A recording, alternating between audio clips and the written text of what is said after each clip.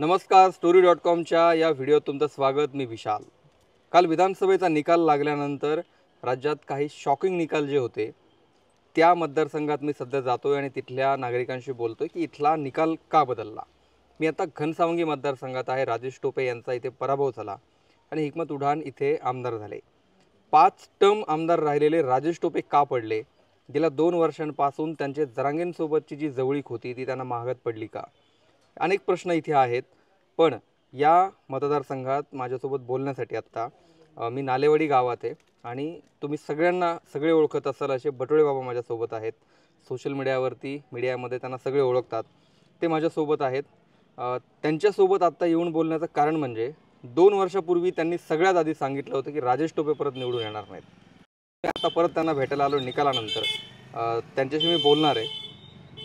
तुम्ही 2 वर्षापूर्वी सांगितलं होतं जेव्हा आंदोलन सुरू झालं तेव्हा राजेश टोपेंचा आता संपत आला हे तुम्ही 2 वर्षापूर्वी बोलला होता. आज निकाल लागलाय. विषय असा आहे की 2 वर्षापूर्वी सांगण्याचं कारण म्हणजे जे समाजाला 2-3 वर्षापासून जवळ म्हणजे तसा 10 वर्षापासून त्रास होता. जे ओबीसी समाज हे जे काही त्याचे घटक होते, असं काही नाही ओबीसी त्याचे पण काहीतरी होतेच. तर हे सामान्य जे शेतकरी होते ह्या सामान्य शेतकऱ्याला जवळजवळ 10 वर्षापासून अति त्रास होता. कारण ऊसाच्या क्षेत्रामध्ये काय करायचं, जे जवळचे ज्यांनी खरोखर ॲक्च्युली मतदान केलं, ज्यांनी जवळ राहून भरपूर त्याचे कामं केले किंवा नाही आहे साहेब आपल्याकरता चांगले म्हणून जे जवळ जायचे त्याला प्रत्येकाला जवळ जाणाऱ्याला लाथा आणल्या. आणि जे विरोधक होते त्याची आज तेच आहे आणि पहिले तेच होते विरोधक. पण ते विरोधक काय करायचे, यायला ना मतदान करता जवळ जास्त बसायचे. आणि जे खरे काम करणारे असत ते प्रामाणिकपणाने त्याला वाटायचं की बा आपण खरं काम केलेलं आहे साहेब आपले. तर ह्या भरोश्यावर शेतकरी जायचे. तर ह्या शेतकऱ्याला 10-10 एकर ऊस बांधव टाकावं लागले. आणि प्रत्येक ऊसाचं राजकारण, गाव पातळीवरलं राजकारण, ग्रामपंचायत आली बा ह्यो पॅनल पाडा त्यो पॅनल पाडा म्हणून लगेच त्याला हे कुठं ड्युटीहून काढायचं, कुठं कोणाला काही कुठं नाही करायची. म्हणजे ह्या अशा प्रत्येक गोष्टी 10-15 वर्षापासून चालू केलं त्यांनी. 15 वर्षापासून आता 25 वर्ष त्यांनी काढले. खरे तर मागल्या टर्मला पडणार होते.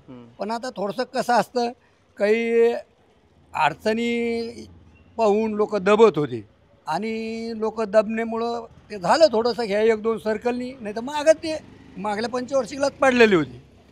तर ह्या वेळेस मात्र पक्क डोक्यात होतं. का डोक्यात होतं की पहिली गोष्ट समाजाचा त्रास, दुसरी गोष्ट हे जी बुजगानं जी आणून ठेवतं हे माकड, ह्या माकडाला इतका प्रतिसाद दिला की सगळं जे केलं असं महाराष्ट्रात नंबर 1ला. तर वर केंद्राच्या हिशोबाने याच्या वरल्या हिशोबाने जर पाहिलं तर शरद पवार आणि 2 नंबरच्या हिशोबाने जर पाहिलं तर राजेश टोपे. म्हणजे ही जी दोफळी करून देणं, एकूणाला जाती तेट निर्माण करणं, हे 2च माणसं महाराष्ट्रात, शरद पवार आणि राजेश टोपे.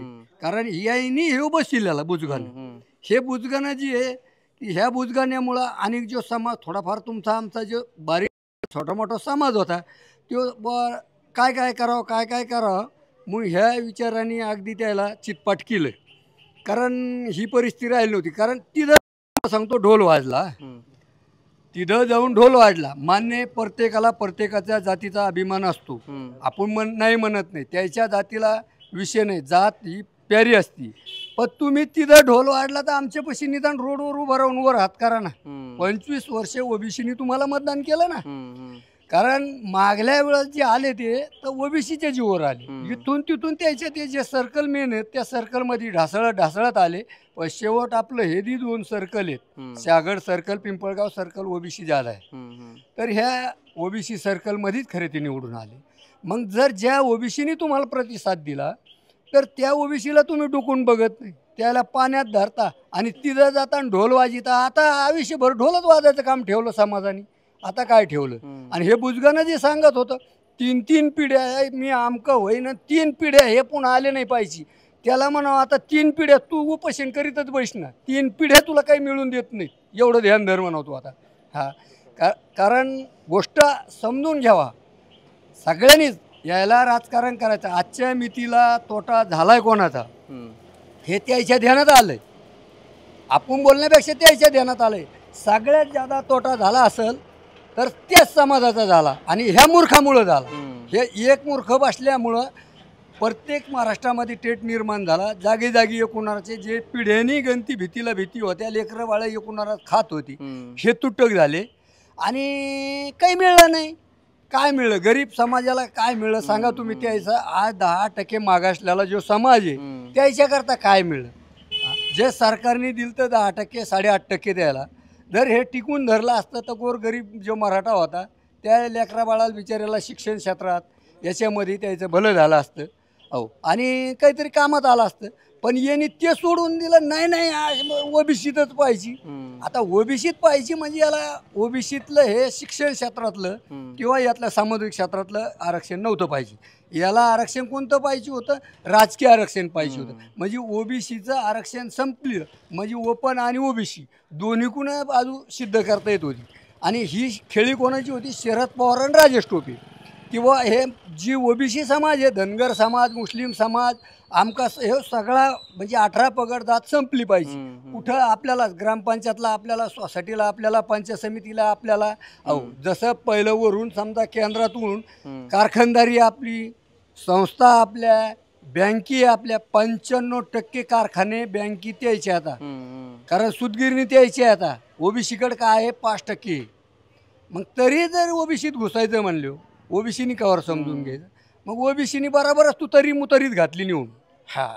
कारण लक्षात आलं ओबीसीनी घातली आणि जो 10% बिचारा मागासलेला मराठा होता त्यांनी पण बिचाऱ्यांनी सगळ्यात जास्त त्यांनी पण प्राधान्य दिलं. कारण जो मागासलेला मराठाला कळून आलं की बुवा आपल्याला याच्यामध्ये काही नाही, हे तर ते नुसतं हे निवड प्रस्थापित लोक करताय, ही गरिबा करता नाही. म्हणून त्यांनी पण बिचाऱ्यांनी भरपूर सहकार केलं. आज एवढ्या जागा ज्या आल्या सरकारच्या भाजपच्या, तर केवळ असं नाही की एका समाजावरून 2 समाजावर आल्या, सगळ्या समाजाने भरपूर सहकार केलं. आणि हे जी तुतारी काढली तर ही तुतारी त्याच्या आमच्या सगळ्या आपल्या समाजाने टोटल 18 पगड जातीने नीटच मुतारीत घातली.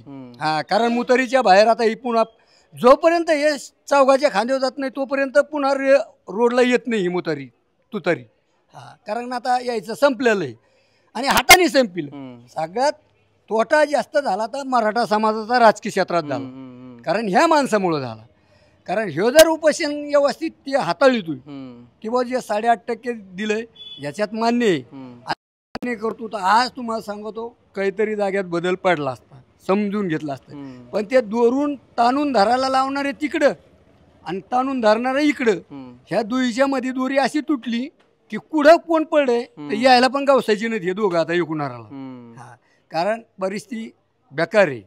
समजून घेतलं पाहिजे. समाजच हे काहीतरी करीत असतो, एकटा माणूस काही करीत नसतो. समाज असेल तर रूप आहे. घराला कलर दिला तर बांगला आहे, नाही कलर दिला तर उकांडा आहे. तशी गोष्ट हे उकांडा आहे होम पाडा. आता उकांडा हे ना तर हे डावण्यासारखा आता जागेवर नसता. उकांड्यातली उकांड्या डुरडू करीन, काही राहिलेलं नाही याजवळ आता. ह्या माकडाजवळ सगळ्यात नालायक हे माकड आहे. माकडामुळं सगळं महाराष्ट्र चेतलेलं आहे. समाजाला दोष देण्यात मजा नाही. समाज चांगला आहे बिचारा, आजच चांगला आहे, पहिला चांगलाच होता. आणि तोटा जी समाजाचा केला तर फक्त एका माणसाने, ह्या 3 माणसांनी. इथल्या मराठा समाजाने पण राजेश टोपेंच्या विरोधात लय मतदान केलंय. केलं असेल ना, असं बोलण्यापेक्षा केलंच असेल ना काहीतरी. आता ते कसं असतं, आपला जो बाकीचा समाज आहे तर ह्यो काय होतं थोडंसं खडखड असते. आणि तो समाज पहिल्यापासून त्याचं पिंड एक राजकारणी, त्याच्यामुळं ते बोलून नाही दाखवत पण काम नीट करतात. हुशार लोक आहेत बिचारे आणि त्यांनीच काम केलं. त्याला बरं आपली बाकीची ओबीसी समाजाची राहिली, त्याच्यामुळं दादा येणं गरजेचे होते आम्हाला. कारण आम्हाला डोक्यात होतं तो जसा म्हणत होता की बुवा 3 पिढ्यात छगन भुजबळ आणि धनंजय मुंडे येऊन देणार नाही, तसा 3 पिढ्याच नाही यायला चौघाच्या खांद्यावर उत्तर यायला बिनफिकीर काम करून ठेवलेलं आहे. समाधानी केलं. आम्ही नाही, आम्ही 1-2 काही करीत नसतो. आज मला सांगा, हे म्हणत होता, एक माझ्याकडे क्लिप आहे त्याची, किंवा धनंजय मुंड्याला म्हणावं माझं 1,30,000 मतदान आहे परळीमध्ये. तुम्ही सांगा, अशा अख्ख्या महाराष्ट्रामध्ये नंबर 1ला निवडून आलेला माणूस आहे, सगळ्यात जास्त लीड आहे. ही काही नुसत्या ओबीसी समाजाची आहे का? नाही आहे. बिचाऱ्यांनी त्यांनी मतदान केलं, सगळ्यांनी सहकार केलं आणि याच्याच जिद्दीमुळं खरं लीड जास्त त्याला आली. हा याच्यामुळं आली. कारण यांनी जे शब्द दिलता त्या शब्दाला लोकांनी विचार केला की काम करणारा हे आहे आणि इकडे उपाशी राहतो म्हणून काजू खाणारा इकडे आहे. हे काजू खाणाऱ्याकडे जाऊन काय मिळणार आहे? हे समाजाचं काम करणार आहे. पहिल्यापासून मुंडे साहेबांनी इथून तिथून सगळ्याला सहकार करून सगळ्याला मोरं घेतलेलं होतं. कधीही जातभेद मुंडे साहेबांनी नाही केली. आज धनुभाऊ करीत नाही, पंकजाताई करीत नाही, तर समाज इतका झाला. अहो आज लाखाच्या पुढं लाखाच्या फरकामध्ये येणं म्हणजे सोपं आहे का? आज अजितदादा असो, एकनाथ शिंदे असो, कोणी असो, मुख्यमंत्री असला एवढं मतदान नाही. महाराष्ट्रात नंबर 1ला मतदान आलं आणि ह्यो काय सांगत बुजगानं की 3 पिढ्या. अरे 3 पिढ्या नाही, तुला 3 दिवस नाही राहायचं. आता नीट नाटकं तू हे ध्यान धर. हां पण जरांगेने सांगितलेले सगळेच्या सगळे निवडून आले ओबीसीचे आणि त्यांना मतदान पण लय पडले. लोकांनी काय ऐकलं नसेल जरांगेचं? नाही, लोकांनी म्हणण्यापेक्षा सगळ्या समाजाने, कारण त्याचा समाज त्याच्या विरोधात गेला. आता विधानसभेला त्याचा समाज त्याच्या विरोधात गेला म्हणून प्रतिसाद त्याच्या समाजाचा आणि इतर आपल्या समाजाचा, ओबीसी समाजाचा मिळाल्यामुळं प्रत्येक ज्याला त्यांनी टार्गेट केलं तो जास्तच मताने आला. आता भुजबळ साहेबाला तो, मी स्वतः तिथं होतो, तुम्हाला सांगतो, सभा चालू साहेबाजी, तो बाजूला फटाके वाजायचं सांग, पोराला कुठं ढोल वाजायचं, नाव सभात गोंधळ घालायचं का सांग. अहो ज्या वेळेस भुजबळ साहेब मुंबईचे महापौर होते त्याच्यात मुतत होता राव, याचा जन्म नव्हता. आणि ह्यो काय भुजबळला पाडतो, काय धान्याला पाडतो, आमक्याला पाडतो, मी धान्याला पाडतो. अरे धनुभाऊचं बालवाकडा करू शकत नाहीस म्हणा जरांगे, तू कशाला बाकीच्या गोष्टी बोलतू. हा फक्त तो एकच केलं की प्रत्येक गाव पातळीवर खेड्यापाड्यावर तो भांडणं लावून दिलेस जातीची, बाकी काही केलेलं नाही. समाजाला तर काही मिळच नाही तो ऐकून, पण भांडणं नक्की लावून दिले. आता हे समाजाने समजून घ्यावं, जे पहिले दिवस आहेत ते आठवावं, एकूणाला सहकार्य करावं, असं काही नाही. आता जरी आमदार आले असले तरी 80% त्याचेच आहे. शेवट 80% आमदाराला तरी आपण ओबीसीनीच मतदान केलं आम्ही, मग त्याच्यामुळे तेच आले. आता आमच्या जर मनात असतं समजा नाही आपल्याला हिकमत आता जातीवादच असता तर दादा आले असते का? नसते आले. त्याच्यामुळं आपला ओबीसी समाजाने दादाला ह्यो पाडणं गरजेचं होता आणि दादा येणं गरजेचं होतं. ह्योच आमचा सगळ्या महाराष्ट्रात मोठा इजे ह्यो आहे. कारण राजेश टोप्या पडला म्हणजे ह्यो महाराष्ट्राचा इजे. जसं त्याचं गणित होतं की बा धनंजय मुंडे पाडला म्हणजे माझं सगळं सरकार जरी भाजप आलं हरकत नाही तो म्हणायचा, पण धनंजय आणि हे भुजबळ पाडणार. अरे तू काय पाडतो म्हणा, त्याच्या याची नखाची बराबरी करायचा नाहीस तू. तुला साधं एवढं 10 महिने सांभाळणं नाही झालं तर हे बाकीचं काय सांभाळायला चालला. तुला तुझा स्वतःचा समाजाने इतकं डोक्यावर घेतलं, सोन्याच्या टोपल्यात बसिलं त्याला, सोन्याच्या टोपल्यात समाजाने, त्या समाजाला तो येडं केलंस. शेवटच्या टेपपर्यंत नाही आपण अमकं करू, आपण तमकं करू, आपण इतक्या जागा लढू, तितक्या जागा लढू. काय वाटत असेल त्या जीवाला. एक आमदार तुम्हाला सांगतो माणूस उमेदवार होता, तो म्हणे मामा तुम्ही आमचे विरोधक आहेत, पण खऱ्याने सांगतो म्हणे 10 लाखाचं नुसतं डिझेल गेलं म्हणे ह्या जरांगे पाटलाकडे इडे घालता आणि आज ह्यो शेवटच्या दिवशी म्हणतो की अपक्षाला पाठिंबा देऊ नका. अहो त्यो आपला ह्यो याचा मंगेश साबळे काय नाही केलं त्या पोरांनी राव. काय जीव तोडला याच्याकरता, गाड्या फोडल्या, कोर्ट केले, कचेरी केले.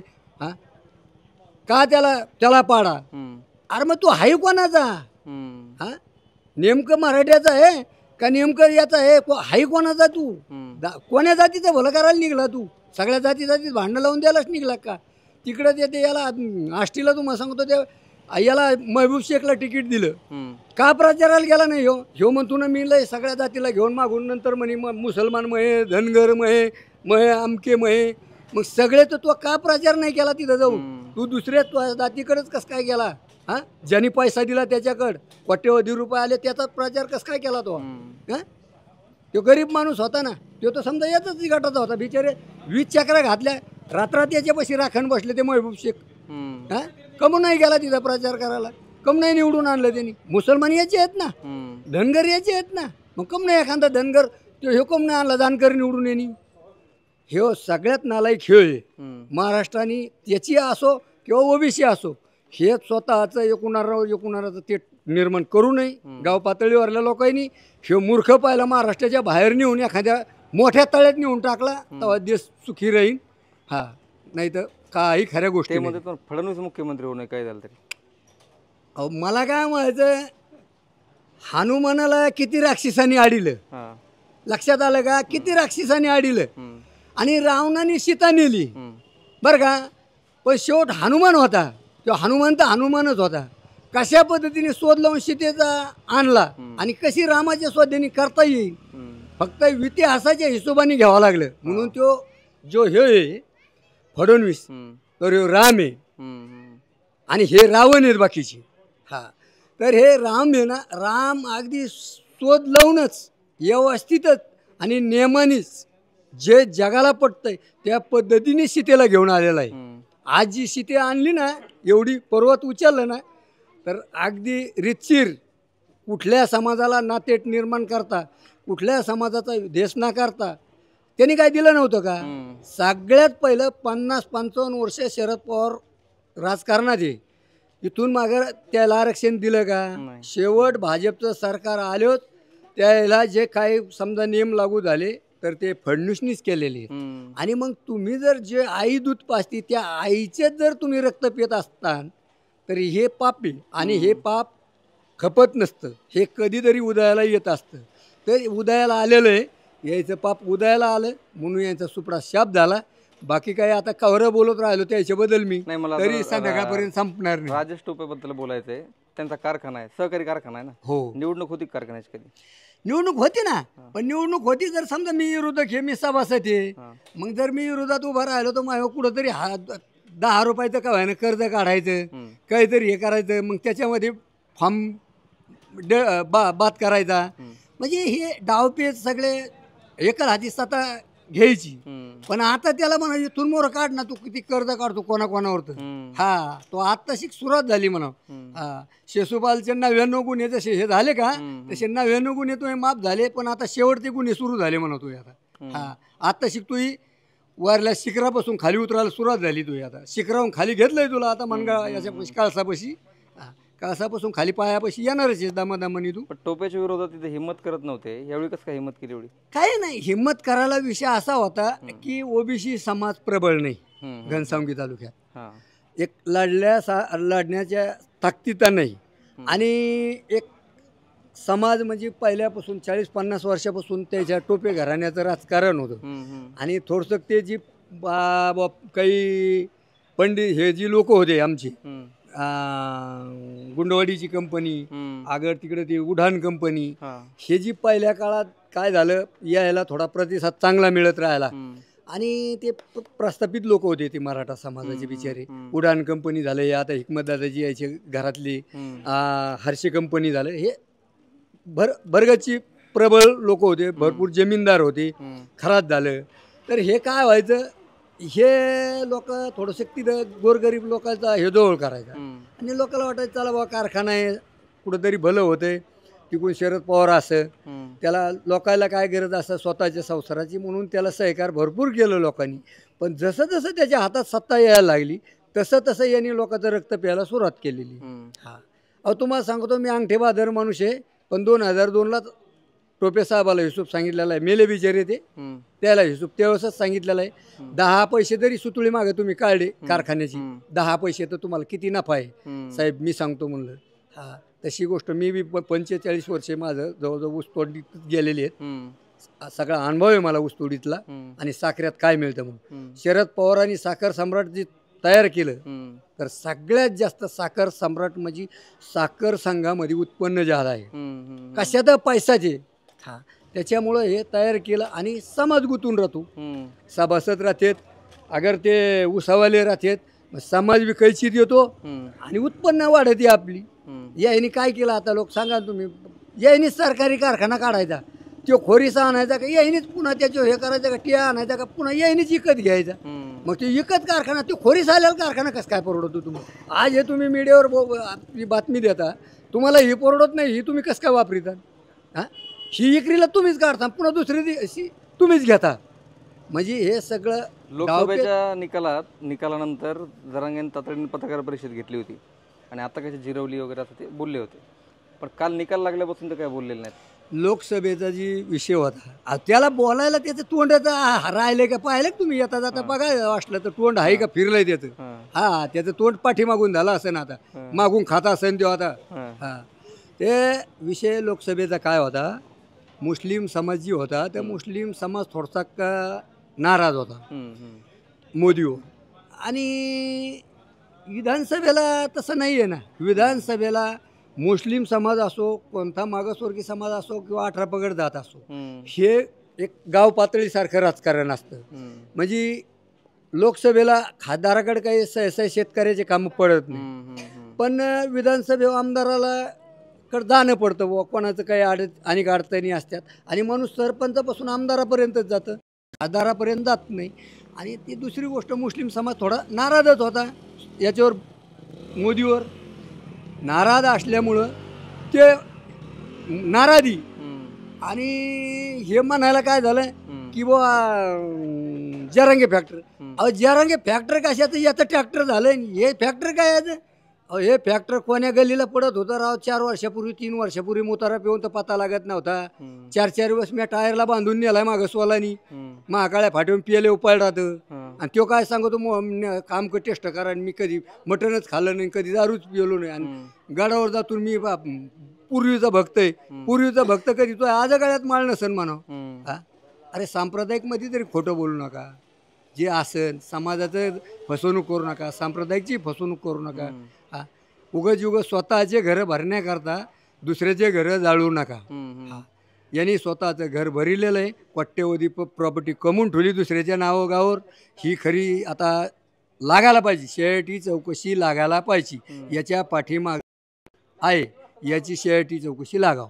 माझी तरी इच्छा आहे 2 वर्षापासून तुम्ही जरांगेच्या विरोधात बोलता जेव्हा कोणीच बोलत नव्हतं घाबरायचे लोक बोलायला तेव्हापासून तुम्ही सोबत बोलता तुम्हाला कोणी काही इकडे बोललं आणि तुम्ही टोपेंच्या विरोधात बोलता ऐका मी पहिल्यापासून मरायला भेट नाही मला मी आज जरी मिळलो तर माझी काही 60-70 एकर जमीन नाही किंवा काही नाही मी काय नंगेशे खुदा डरे मला काय तुम्हाला सांगतो पोतं पाठीव पोतं घेतलं का कोण्या ह्या गावातून त्या गावाला चाल इथं नाही लय ताण झाला तर चालेल वडी गोदरीला पोट भरायला ह्या तत्वातला माणूस आहे आणि तो त्याच तत्वातला आहे माझ्या तत्वातला आहे त्यो मी एकच आहे तो माझ्यापेक्षा लहान आहे पण त्यो त्याच तत्वातला आहे कारण ह्यो चौकून हुकून हे इथं राजेश टोपेनी आणि शरद पवारांनी भोपळा केलेला आहे नाही तर तो कोणाच मापातला नाही तो एक काय म्हणजे अशा सामान्य माणूस आहे मी मला बोलायचं म्हणजे मी जे ॲक्च्युअली खरं असतं ते बोलतो मी वाईट बोलत नाही कोणाबद्दल माझ्याकडून सुरूला एक अर्धा शब्द सुरूच्या पहिल्या बाईटमध्ये एक अर्धा जरी गेला असेल चुकीचा समाजाबद्दल त्या